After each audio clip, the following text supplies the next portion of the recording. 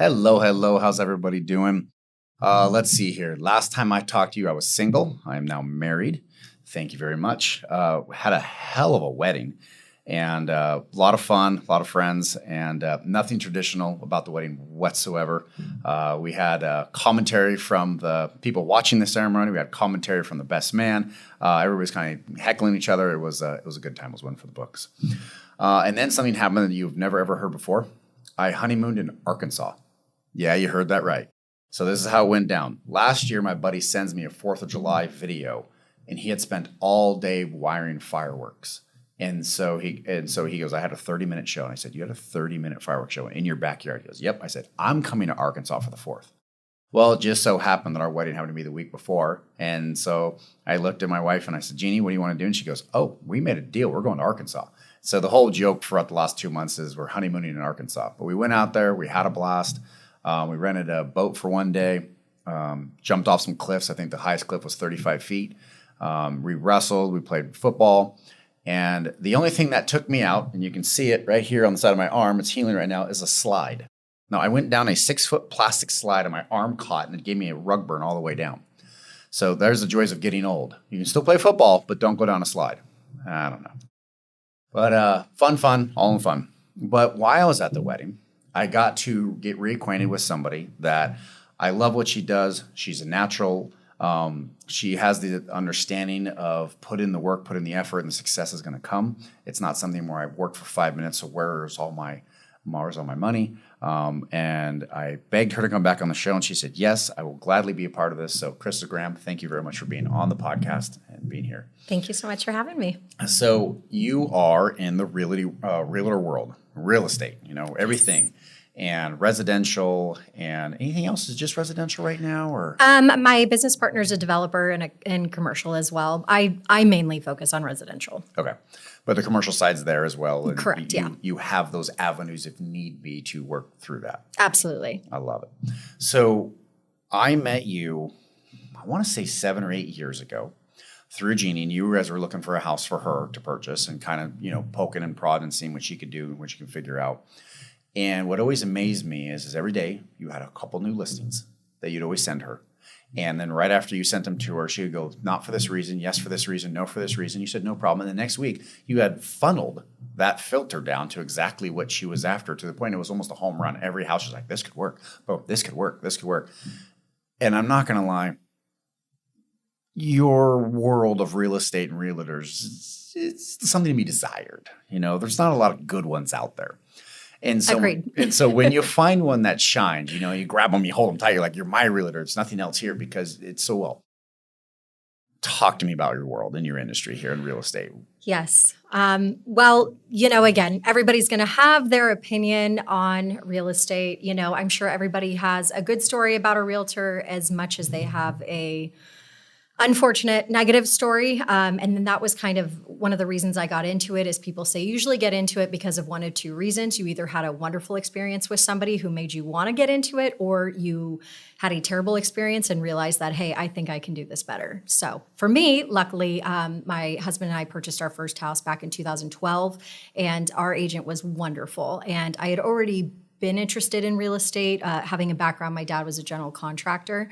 So the passion was already there, but really seeing that, I just realized I was like, this is an industry that I want to be part of. And I want to make sure that I can give my clients an experience like we had. Mm-hmm. I love it. I love it on that one. But at the end of the day, real estate was kind of in your blood, is what it sounds like. Your dad was a GC that was kind of in that world. Talk to me more about that. Yeah, I'm an only child. So I spent a lot of my summers, back in the 90s, he's just kind of like, okay, grab your bike. We're going to this house. I'm building a 2-story or whatever he was working on. And I just found myself just having so much passion. And I love the architecture of the buildings, and I'd always be bugging him, asking like, well, why do you do this? And how did you structure this? And how did you come to this decision? And I just kind of always was interested in it. Even I remember being in kindergarten, first grade, and going to sleepovers. And I remember everybody's playing with dolls. And, I was like, wow, this is a beautiful home. Like the staircase is like, and I just found myself, which I didn't think is weird at the time, but, looking back in hindsight, it was kind of like, I think the natural passion's always been there. Okay. I like that. So it was just kind of always there. But again, there's always people in your ear, and I've heard, you don't want to do this. You want to be available for your kids for soccer games, for Saturdays, and you don't want to work nights, and you don't want to do this. And so I believed a lot of that for a while. So my journey, I started my classes at 22, but I didn't end up actually moving forward with it until 27. I kind of did some other jobs in the meantime. And then I just felt where I was like, it's always this burning desire where I'm like, you know what, I want to try it. And if I fail, I'd rather, know I tried and gave it my best than just kind of always wonder what if. Good for you on that one. It's so funny. You watch a lot of the society, and I'm not going to stamp a Generation X or whatnot on, just across the board, all of our society. They're so fast to give up. And it's so fast to go, oh, I've been doing this for 10 minutes. It didn't work. Oh, woe was me. Let's go try something else. And they don't realize that the success is created years, decades after all the hard work is put in. It's nuts. I mean, people look at my Square Coil, the software company, all the time, and they go, oh, you're so lucky you own a software company. You have no idea the amount of work I put in that for the last decade, 10 years plus before it came to something. So it is kind of something for you to be as good as you're doing. I'm now hearing, as a child, you were bred into it literally. Here's architecture. Here's this. I'm gonna poke fun at you here. Fireplace in the master bedroom? Yes, no. I mean, personally, I'd love one. But, okay. It's all subjective. But architecture on it, because I always laugh. Some designers hate it, some love it, and I'm like, okay, what's your take on it? Yeah, I'm a huge fan of fireplace. Even though being a San Diego native, that's we don't get to actually use it that much, but it's beautiful. And if you got space for it, why not? Yep. No, very true. Going back to, you got into it at 22 and then you didn't pull the trigger until 27. For those 5 years, you listened to all the naysayers, pretty much, if I could say that. And just say, oh, it's too hard, it's too difficult. We've all gone through that at some point in time. I mean, every person on the planet has gone through that. But they got you pretty good. 5 years is a pretty long time. Walk me through what finally got you over that hurdle to say, no, I'm doing this. Yeah, no, that's a great question. So again, I had started my classes, I completed it, and then it was just, while you're doing it, you're obviously not getting paid for the training, and everybody's got bills to pay. So I had just found myself I was actually waitressing. I had always been in customer service-based jobs. So I had been a waitress. Going back, I had started with after-school a day program for children, and then I had gotten into waitressing, really loved it, and then I ended up tearing my meniscus in the restaurant. I worked at Dave & Buster's, and so it's a really large facility. So it got to the point where I just couldn't physically do it while I was healing. So I ended up getting into a job with home health. And so again, I'm kind of like all over the place, but I always was open to experiences and really just it was a fit at the time, and then just kind of learning about that. But I felt like I'm so competitive and passionate that I was like, I don't really know much about this, but I'm going to give it my all. I succeeded in that. And then I was in that for about four years. And then I had also worked with special ed in between right before then. So again, I kind of had floated all over the place, but ultimately, actually my sister-in-law was friends with a woman who we would just spend quality time as friends and at the house together. And then she was a realtor. And what really struck the chord from me was I was kind of at a place where I was like, I'm not feeling fulfilled here. I feel like I'm missing something, and it was always on the back burner, but I'd never really lost the love for it. I just, again, had kind of listened to everybody else and figured maybe this wasn't what I meant to do. And then just seeing the woman's passion for real estate, I was like, I have that. And she was excelling and she was doing so well and she was following her passion that I think it was just one of those pivotal moments where it's like, I'm not going to spend another day not going after what I want. And I basically told her the next day after I saw her, I said, this is what I want to do. I already have my classes. I'm going to give it another shot. I'm going to get my license. And as soon as I do, I'm going to quit my job. And, when you're getting excited about things, I think people kind of like, okay, yeah, I'm sure we've all heard this before, but let's see. But I knew in my heart, I'm like, I know when I put my mind to something, like I'm going to see it through. So for me, it was, I just started my class, or I applied for my test. The day I passed my test, the next day I quit my job. And I said, I just quit my job. When can I join your team? And I joined her team the following week. So talk about burning your bridges. Yeah. Burn your ships. Yeah. You have no choice. We're only going this direction. You have no plan B. No plan. That's kind of the best way in a lot of ways. If there is no plan B, you have to put all your effort into it. Yep. If you put all your effort into it, more than likely, it's going to be a win. It's going to happen. And if it doesn't happen the first time, you learn, you pivot, and then you win again. Like so many people have plans B, C, and D, and I'm like, you put so much energy into backup plans. It never really. Now plan A is getting like half the love. Exactly. Yeah. And it's difficult, and I empathize for people that have it, because when you are hearing that, I mean, real estate in particular is a 90% failure rate, and so when you hear that, you're already going up against the odds. And when I'm hanging out in a group of friends, I think out of my 10 closest girlfriends, 3 of us are realtors. So there's so many negative stories you can tell yourself of like, well, why would they choose me over somebody else? But that's really going into it. And it's taken time, because at the beginning you're self-doubting, you don't understand, you want everybody to take a chance. You kind of think when you get in, you're like, here I am, everybody. And then everyone's going to be like, here's some listings. And then it's like, it's a rude awakening that is the farthest thing from the truth. I mean, I love my parents to death, but even my mom's like, well, we wouldn't use you right now. You don't have the experience. So really kind of getting the hard knocks of really realizing that it's like, you are up against all odds, but on the other side of that, pushing through it's the best, because not only like nobody did this for me. I have taken the punches, and I really don't consider success on the things that go right, but how many times I can get up after things go wrong. I love it. That's great. Just right off there on the bat. We're going to get knocked down. There's no doubt.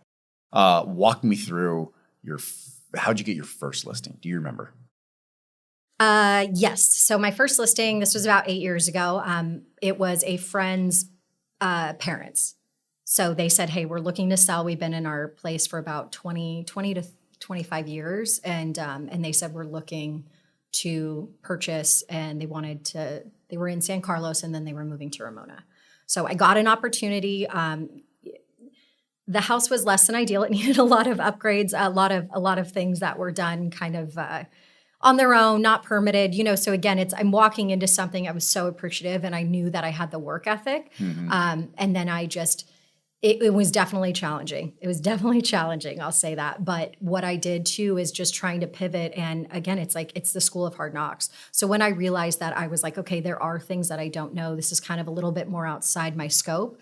I brought in another agent, and it took about a year. This is not when the market, if who's ever listening to this is familiar with the pandemic market. It was not you put a sign in the yard and it's sold. I mean, this was heavy duty marketing. This was 15 to 20 open houses. This was just not the same market that we've seen over the last couple of years. So really doing my best, but not having the knowledge. It was terrifying, but it's also like, you don't know what you don't know. And I think just enlisting the help of others and knowing that it's like, you just have to try harder and think smarter, and some of the stuff's going to work and some of it's not. So having this 5 years of doubt, getting out there, getting your license, when that first listing closed, how stoked were you? Oh, it was amazing.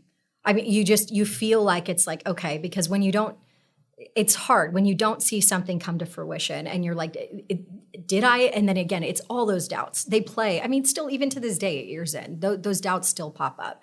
But it was of just seeing it come to fruition, not giving up. That really was like, okay, I can do this. I can do this. And then the next day you go get kicked in the face again. And sometimes you're like, okay, maybe I can't do this. But then you're like, but it's just every single notch in the belt. It was every single thing I did where I was like, now I know more about open houses. What lesson? And I really, even again, 8 years in, I always ask myself, what's the lesson I learned from this? Even if it just was an absolute slam dunk, it's taking a step back and saying, where could I have done better? And, again, even if I knocked it out of the park, of like, why did I knock it out of the park? Was it the knowledge because of the things that I just spent the last 6 months learning about? And now it just made that flow. Now I need to scale that. So it's really just always kind of analyzing this, like, you want to go gung-ho and you accelerate and you do what you want to do and you are there for your clients. You do the best job possible. And then it's kind of the quick pause of one, having gratitude for the fact that out of 28,000 agents in San Diego, why did they choose me? And this is why I have to give 110%, because there are 15 other people behind me that are willing to do this, but then really to just look forward and say, what did I learn from this so that I can keep growing and keep helping people? For the most part, I've always had bad realtors. And it may be because I know the industry well enough and I know what's going on. So when I see them slip up, I'm like, okay, that's strike one. I see them slip up again, strike two, strike three. Okay, you suck. Now I got to take this over. This is your job. What's going on? And I've always had a love for you because you were always on point and you're always dialed in. Now, the couple deals that you and I have worked on together, none of them came to fruition, ironically. But it was fun because, I have my forever home. I'm not going anywhere. But there's always investments.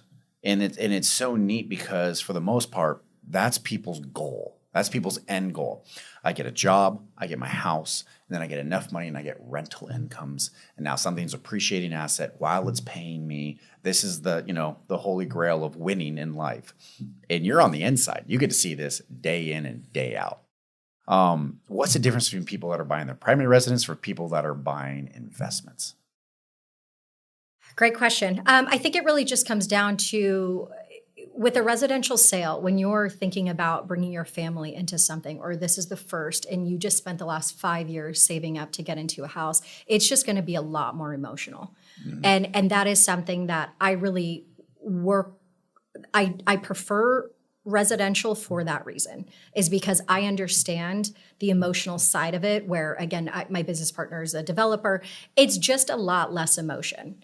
And for me, it's when you combat more of a commercial type agent with a residential transaction, it usually tends to clash. That's what I found, is just because they're going to be more numbers driven. They're doing this as an investment. It's about the numbers, what makes sense long run. And then with a family, it's, can I picture my kids playing out here? I want to build a pool back here so I can spend my summers, because I never got to grow up with a pool. So that for me is a lot more fulfilling in that sense, just because I want to be that agent that has these clients for the rest of their life. So when I'm working with first-time home buyers, there's some agents that prefer not to, just because it is a lot more hand-holding. There's a lot more questions involved. For me, I view it that I want this relationship to end. To really just be forever. I want to help them get into their first house, and then when they outgrow it because they have 2 children, now we're going to do their move up. And now if their parents pass, I want to help them, or their parents downsize, whatever that is. I want it to be really a lifelong thing. So that's how I personally structure my business. I love it. So with that being said, what marketing do you do above and beyond, hey, don't forget about me? How are you still top of the mind awareness for that client without being pushy? It is a balance. Right? Because like you said, you've worked with agents you don't like before. And most people, look at us as consumers. I hate getting spam calls. I hate when people are showing up at my door. And so it is a fine balance. And it's something that can be tweaked. For me personally, I just prefer face-to-face. I love events. I am blessed because I'm a native here. I'm able to host parties, do community events in parks, have food trucks come. I really want to be face-to-face. I want to be meeting mom and dad. I want to be staying in touch with the kids. I want to see people running around in the park. We're drinking beer. We're kind of shooting the shit. Like that to me feels much more organic, authentic, and it's easier. And people feel that. They want to have a good time, and that's kind of how I like my business. So if I can stay in touch with them, and then they know what I do. I do my best to stay top of mind through social media. But it really is the face-to-face things, going to events, and look at just us reconnecting at the wedding, which was a blast. That to me is how, again, I personally choose to grow my business. It may be a little bit slower than somebody else who wants to get on the phone and make calls for 8 hours. I don't think there's really anything wrong with either or. But for me, it's just, again, my dad's background of being in general construction. I watched when 2008 hit. He was slower. He was a slower build, but he never stopped working through that time where so many businesses went under. He just kind of had this slow and steady growth. And he had referral business until he retired. He's retired and he still gets calls. He's trying to say no. So for me, again, that's kind of watching that was really was really instrumental in the way of, okay, how do I want to structure my business? Because everybody is very quick to say, well, I did it like this, so you must do it like that. And over the years working for other agents, I learned where I was like, no, I need to stop listening to the voices and really just find out what works for me, what works for my clients. I know what I'm willing to put in, and it's very long term. Everything I do is long term. It's not that short fix, which unfortunately so many people do think it's just going to come quickly, and it doesn't. I've been out of sales for quite some time now, and I truly miss it. I'm not going to lie. I absolutely miss it, and I love the kill. I got them, I got them a sign. I got them what they want. It's their business name. It's in lights. They're all proud, stoked, and to have that come to fruition, I love that. Yes. The money really is secondary. At the beginning, when I was 20, trying to scratch out a living, 100% it was the money. But as I've matured and gotten older, and I'm not living paycheck to paycheck anymore, it's like I just love the kill. I love to do that. One of the things that I actually truly miss, if I were to do something again, or sell the software company or whatever I did in the future in life, I think I would go back into sales because I really dug the relationship and going through it. And there's still people that I talk to that were my clients 23, 25 years ago, and the relationship. And it's just, for me, every single time you do what you say you're going to do, then they don't have to worry. And for me, I always try to take something off their plate. You don't need to worry about that's my job. I will handle that. Here's the answers. I will take that off your plate. I'll do the answers. And when my customer look at it and go, oh, wow, he's doing all this work. I don't have to. Oh, you mean I just sign on the dotted line? This is great. I'm working with this guy all the time. And for me to take those worries off their plate was the golden rule for me. That's Absolutely. How I made a niche. And I don't think that's going to be the same answer for every single person across the board. Of course, it's a good way, but you have to find your niche. And that's what you're kind of coming to the conclusion of. This is my niche. This is how I do things. And I think every single person has their own niche. I don't think there is just one path to success. One of the things I've noticed throughout all the years and all the interviews I've had here is everybody has a different way of doing it. And as long as they keep going and stopping and saying, woe is me, and looking over the fence, oh, the grass is greener on the other side. No, it's not greener. He's in a different walk of life. That's why it's greener. It has nothing to do with your walk of life. And I see that so much in society and our industry is, they keep looking over the fence and going, oh, I'm not doing good enough. You are. Chill out. Relax. And social media has made it so much worse, too, because there's always a shiny object. There's the shiny object syndrome, and even more so now when, real estate in particular has gotten a lot tougher this last year and a half. So for so many people, they are looking at, okay, well, how do I pivot? Well, if I join this group, they're going to offer this, but then you're going to go there, and then are you happy you're in a large group because you were a solo? So it is really just focusing on, like, the more you can get centered of really truly what your mission is, what your end goal is, you're not going to get as distracted by these one-offs where everybody's going to promise you something. It'll be like that forever. The algorithms are going to, you look at one little book or script or anything like that, and it's like, come to our event. And you're going to get that 50 different times. So it's a matter of really just canceling out the noise. And the sooner you can do that and just find your lane, then when all these things come, it just becomes no, I already know my goals. I know what I need to do. I need to just get to the basics and help and serve. And like you said, that money comes second.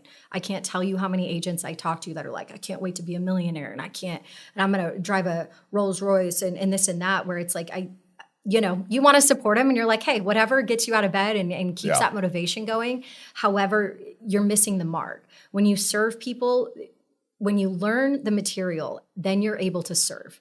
Like you said, getting out there and saying, hey, I'm going to take care of this for you.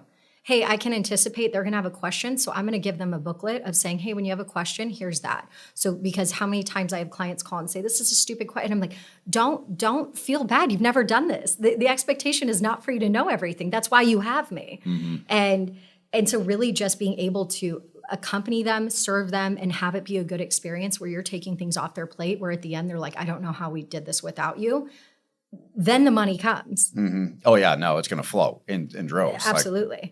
When they finally have a position where they can go to and they feel comfortable. And I guess that's the first thing too. For me, it was a get to know you. And at the time, I used a boatload of different psychology tricks. I really did. From the reverse psychology of, hey, this is an interview for me too. I may not want to take you on as a client. They're like, what do you mean you don't want me? And I'm like, sucker, got you. And there's other times I'm like, well, you may not be ready for this house, but maybe you can get this house and it's going to be a faster stepping stone to the second house. And I kind of would play the game and the cards and whatnot according to them. Now I just listen. And I'm like, hi, tell me what you want if the world was perfect. And they go, oh, well, I would want blah, blah, blah, blah, blah, blah. And I go, okay. Now let's sprinkle reality in here. I'm not going to douse on your dreams here, but just sprinkle reality a little bit. Okay, where are you really going to be? And it's so funny. When I got rid of all my little tricks and just listened, it became a lot easier. And I think that's another thing that we see on the social media stuff. Like, here's 15 ways to land somebody. Here's 10 ways to do this. And I'm like, Or some of these events where you have 400 agents and you get a piece of paper of exactly, are you available Monday at 2 p.m.? And have this one-page script like this is supposed to work for all these different clientele. You're kidding yourself. Yep. And this person's making money off selling this dream. Now, can it help some people? Of course. But that's where, like you said, it is game-changing when you know your material and you sit down and you say, you tell me.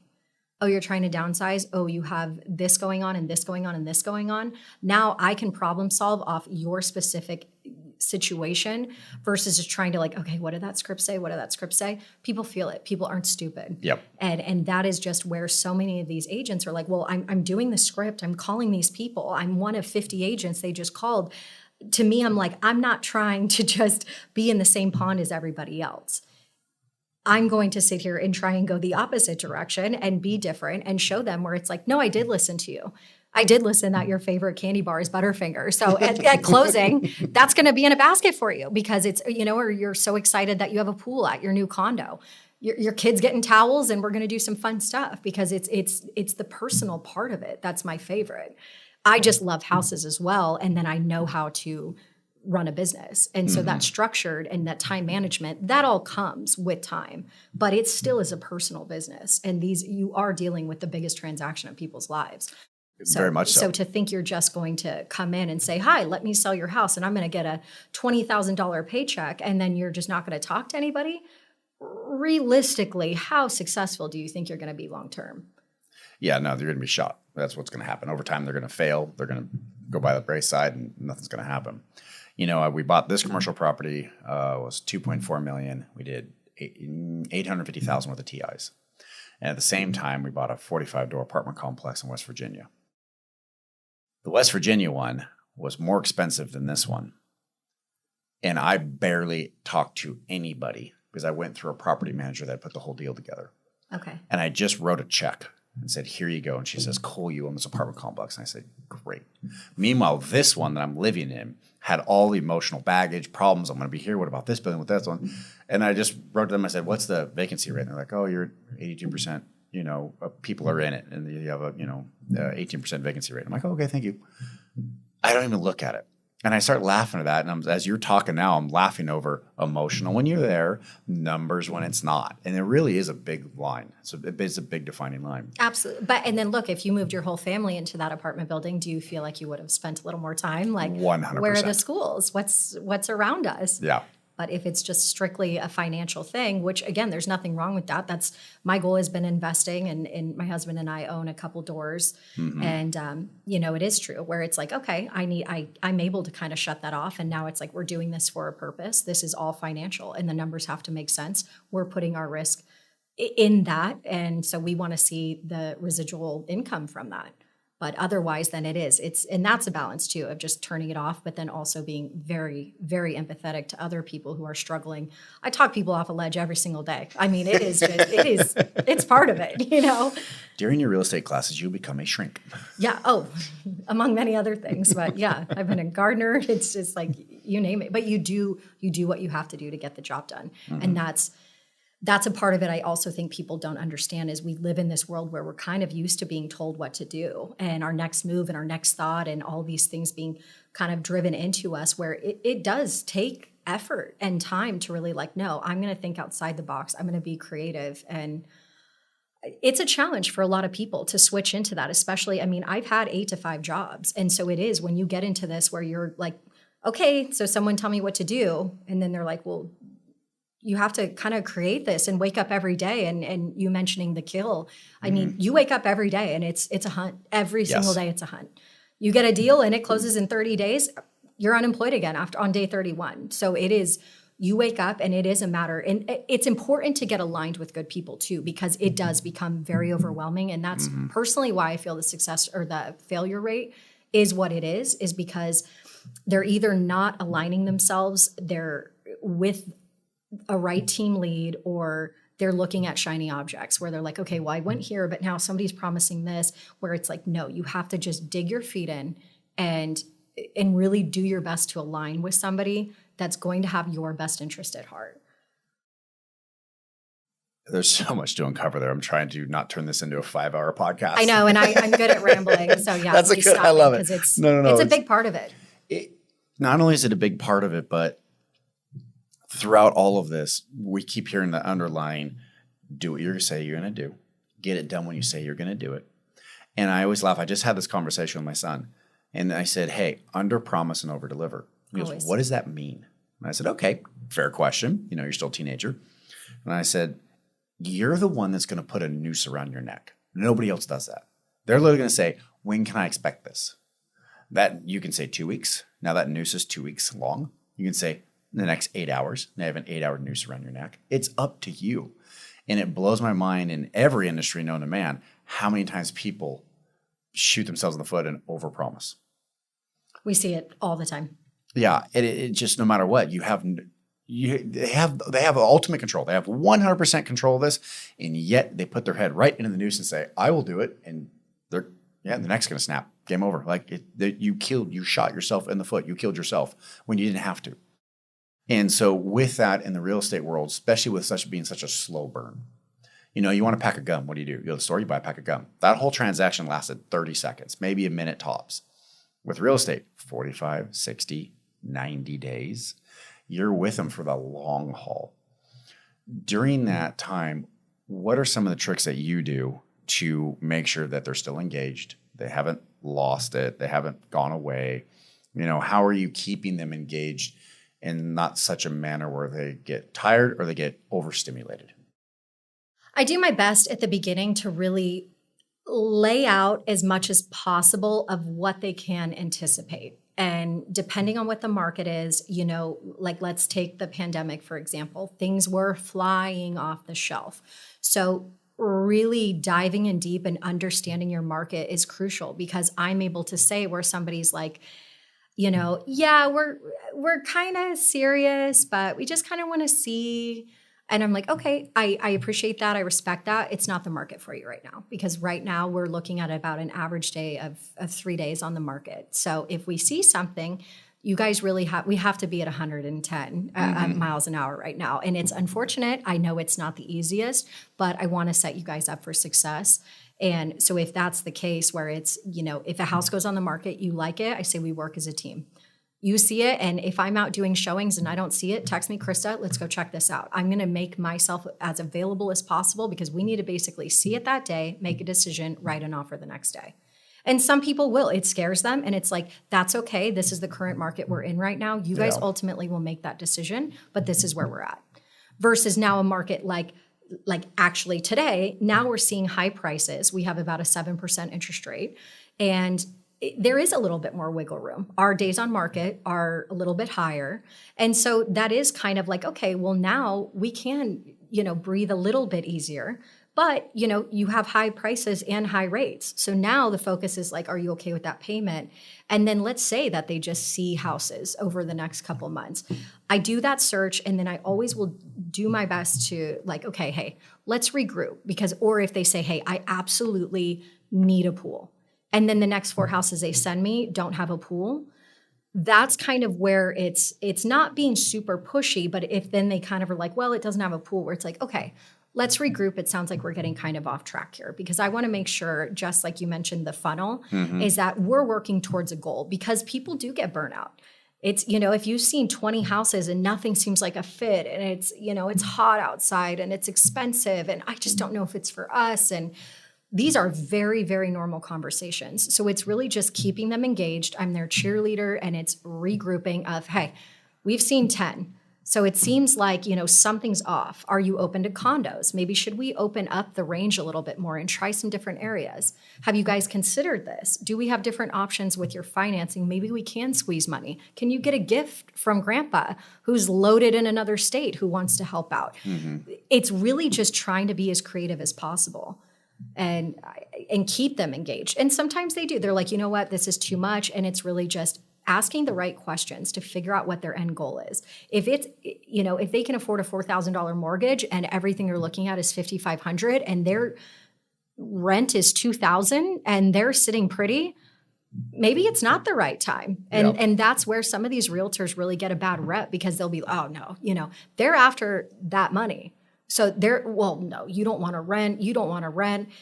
Where it's like, you're not after their best interest. Yeah. Maybe it's not the time. So let's put a placeholder on it. And I'm going to revisit this in 6 months to 12 months. If there's an interest rate where now you will be ready to go in, is that something you want me to reach out? And then I just make sure that follow-up is there so we can dive back in and they can feel confident in moving forward. As I'm listening to you say this, I'm realizing that your job's a lot harder than my job when I was selling signs, because signs are completely custom. They're completely one-off. So all I have to do is find the perfect sign and then design it for them and gone. Now, if I design them 20 different designs, just like you give them 20 different houses, they're going to be so overwhelmed that's game over for them. But it's not like you can put a little, 3D printer and build the house that they want and go, here you go. I wish. Can you make that? Yeah. How much easier would your life be? You want what? Here you go. Where I got to do that in the signage world. I was like, okay, here's the building, here's my parameters, what's your logo look like, pop, pop, pop, pop, pop, and here's a picture. So with 1 or 2 design changes, I'm done. You're playing perfection.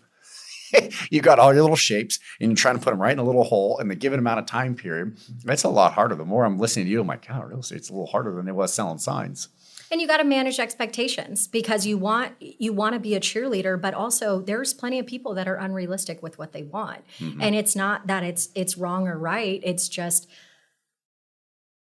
you've got to be that level-headed person that says, hey, I know you want essentially this move-up property, but if this is your first property, it's not realistic. And I don't want you to get defeated, but this is more of a stepping stone, especially when our median house price in San Diego is $1 million. That's insane. Don't knock yourself for struggling to purchase a house, especially here in San Diego. I mean, it's just, so that is the managing the expectations of, maybe you don't want a condo, but let's look at that price point.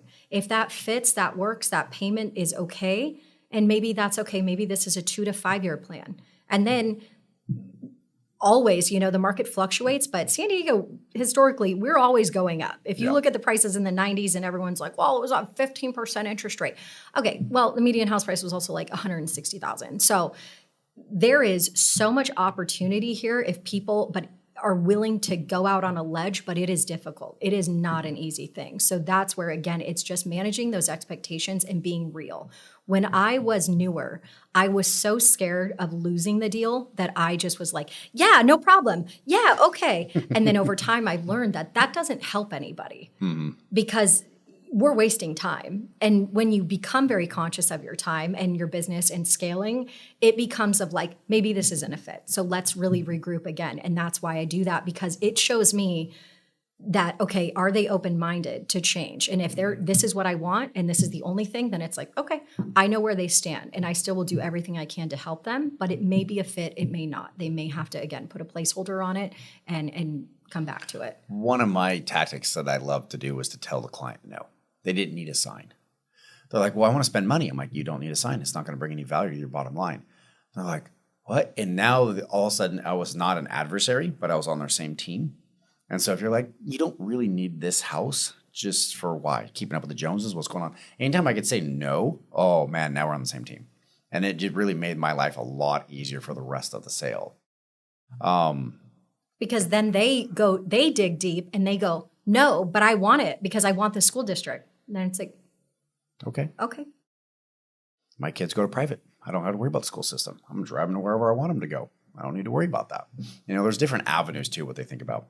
I have seen this happen, so I'm going to put you on pause. So this is not Krista saying this, but for the people that are looking for houses, for residential, commercial, anything, you can change the color of the walls. I just want to let you guys know that. You don't have to live with the color of the walls of the house you bought. And if you don't like the bathroom, you can redo it. I'm just letting you guys know that public service announcement, just helping you guys out. Blows my mind. So when I bought my house 7 years ago, 64 people were at the open house. It was nuts to butts. Everyone was in and out. I was like, oh my God. We were the only offer on Monday. We were the only one. And I was like, that's a really nice house. What's the problem? The problem is the master bedroom was 15 by 30, 15 feet wide by 30 feet long, and had an 8 square foot bathroom. They're like, the bathroom's too small for a master bath. And I'm like, cut the bedroom in half and make this beautiful walk-in, and no one could see it. And we were the only ones. We were the only offer, so we got accepted. And that's how I landed that house. You know what? We have such a similar story too. Back in 2017, we were looking at a house. It was our move-up property, so we had sold our first house. We were renting with some friends, and then about 6 months later, my husband was like, "We're going to go check out this Spanish-style house." And I was like, Spanish style, that's not really my favorite, but okay. And he goes, well, I really like it because it has a granny flat on the property and I want some residual income. And so I said, okay, well, you need a realtor to show you it. So I guess here we go.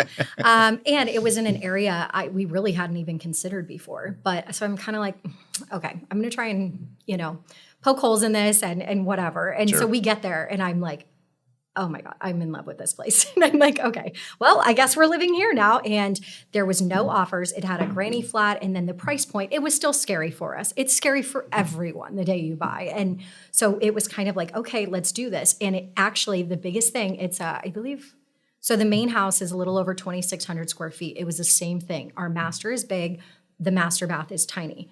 And for us, I was like, it's weird, but it's okay because we were buying the property as a whole. Mm-hmm. And we knew our goal was to get that residual income. And we had a house we could grow a family in as well. It had 4 beds, 3 baths. So I was like, that was great for us. We moved forward on it. And I cannot tell you how many times somebody has said, you guys are so lucky. Like, how did you find this place? And it was just sitting on the market. Nobody wanted it. We got, I think, $20,000 off the asking price.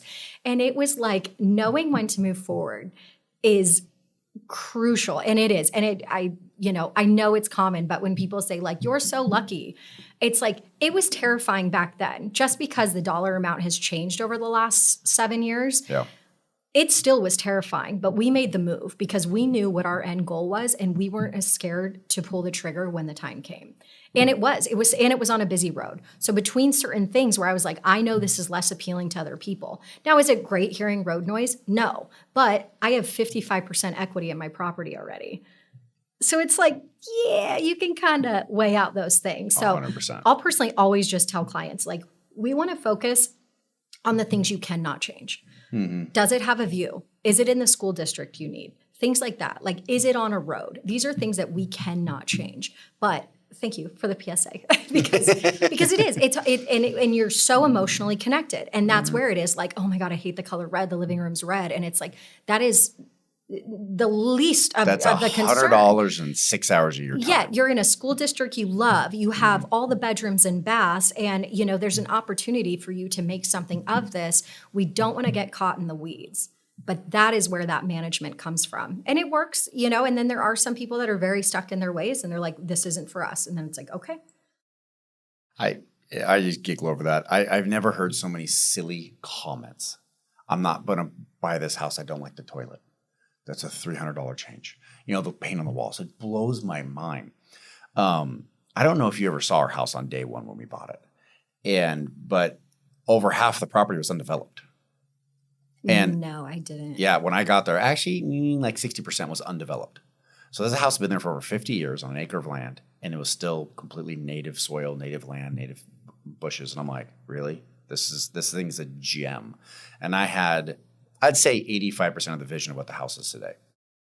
And came out pretty good. You were there for the wedding? Beautiful. Yeah. And it came out great. And we just saw the vision. And that's what I think people miss.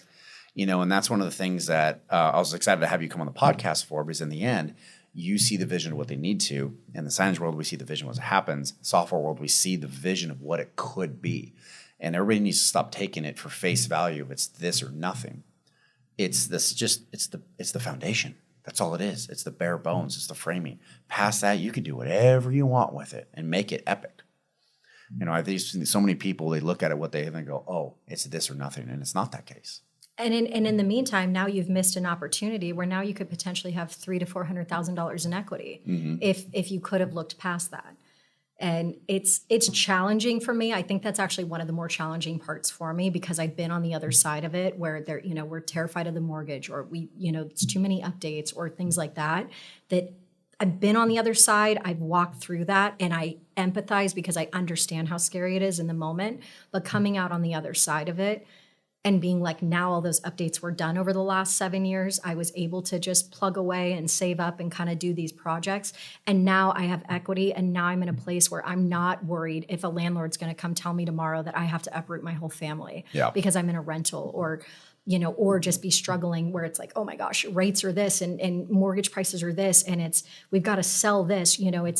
I like to live my life on the offense. And that's just where I think real estate I truly, truly believe in it is you're taking control of your destiny. When you own something, it is putting you so much further ahead than just, waiting for life to happen. And again, you're going to be at the mercy of a landlord. You're going to be a landlord or a tenant. And that's what I always say. And I choose to be a landlord. No matter how difficult it is to get into a place. 100%. My first house I bought when I was 24. My first 6-pack of beer that I bought, I was 19, had a buddy buy it for me. My second pack of beer was when I turned 21 because I could. My third pack of beer was when I was 24. I didn't drink. That was a luxury. That was like owning a Rolls Royce for me as a 6-pack of beer. I'm like, I can't afford that. And I was stockpiling all that money trying to buy my first house. And I just knew I had to be a landlord. I had to have my own place that I could call my own that no one else could control.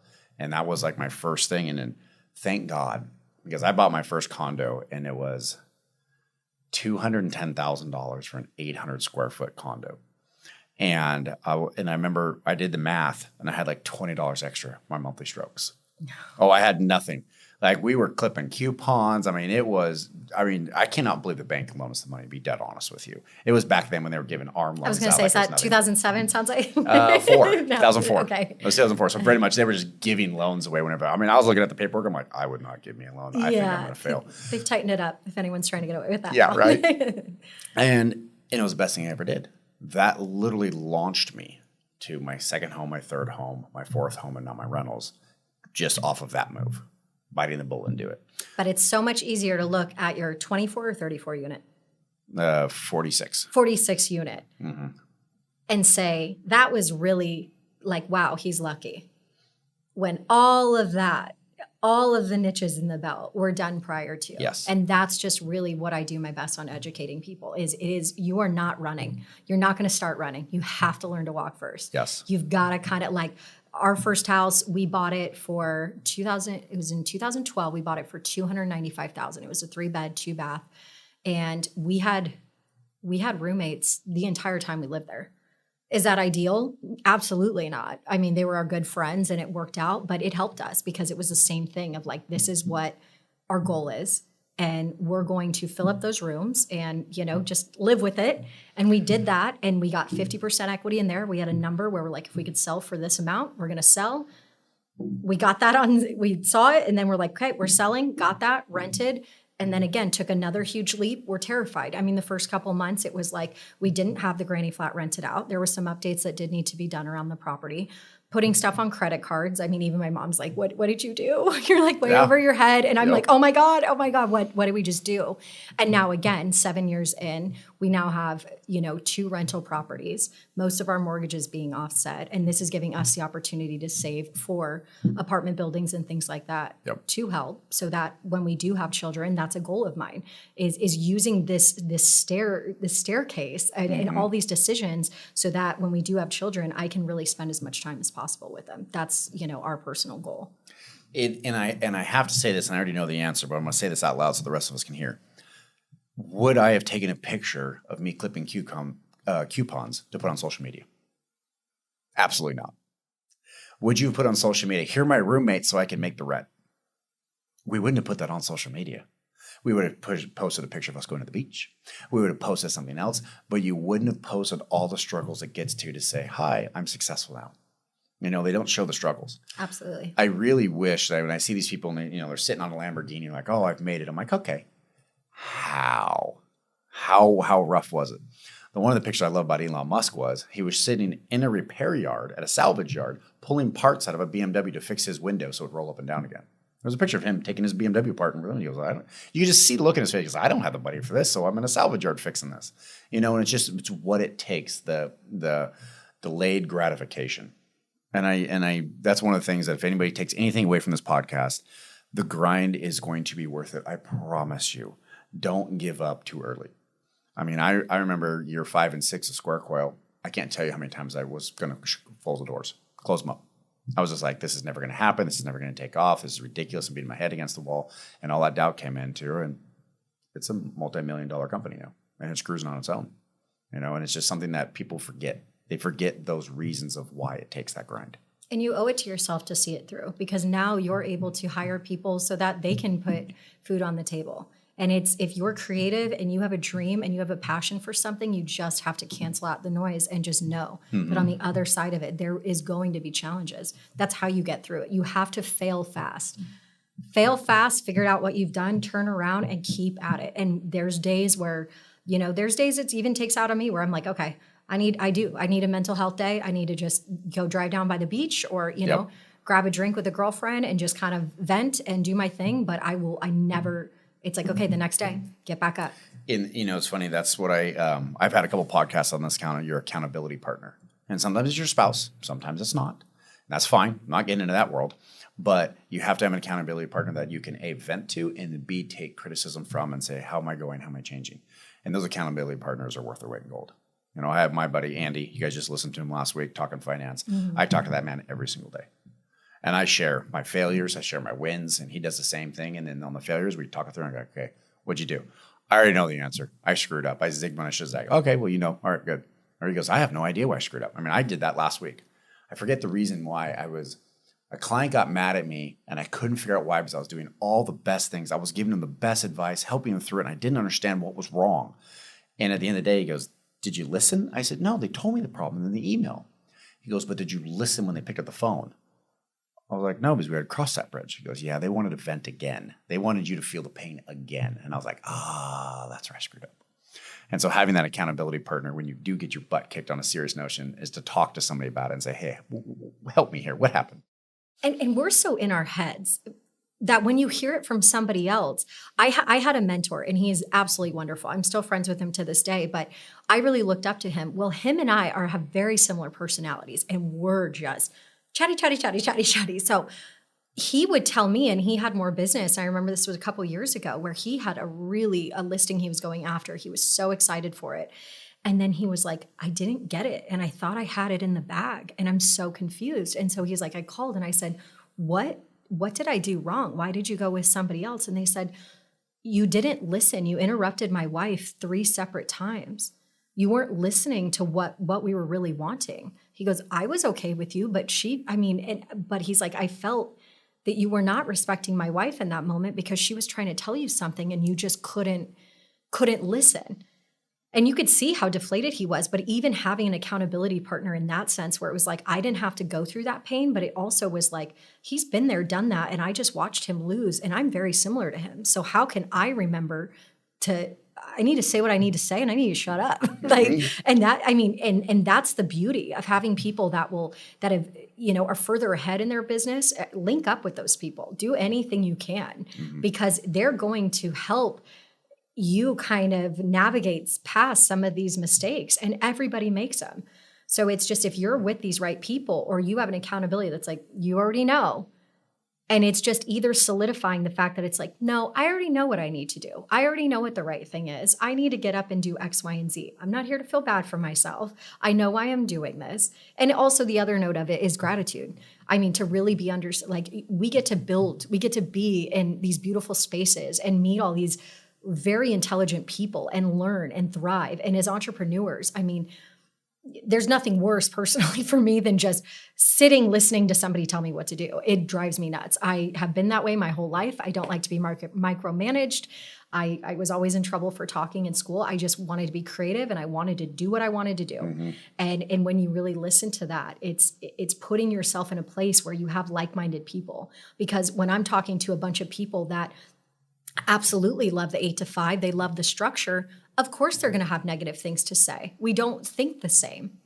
And so it's really, really important that you can, somebody can keep you accountable, not just be yes man. You don't want yes man in your life, because I have tried to do that to save my emotions, and they don't move the needle forward for you. Yep. I'm the honest friend. If somebody knows, like if they have a question, they know they may not like the answer, like don't ask me that, because I'm going to be that person that's going to be very honest.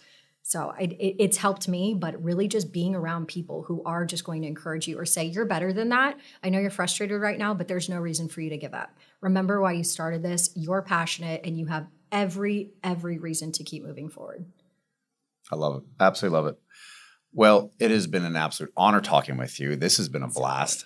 When I brought you on, I was like, I just want to talk to you and interview you, and I had no idea where the conversation was going to go. I just wanted to have you on the show. So thank you very much for being here. I really appreciate it. Thank you so much. This was always great talking to you. All right. Thank you, guys, and we'll talk to you next week.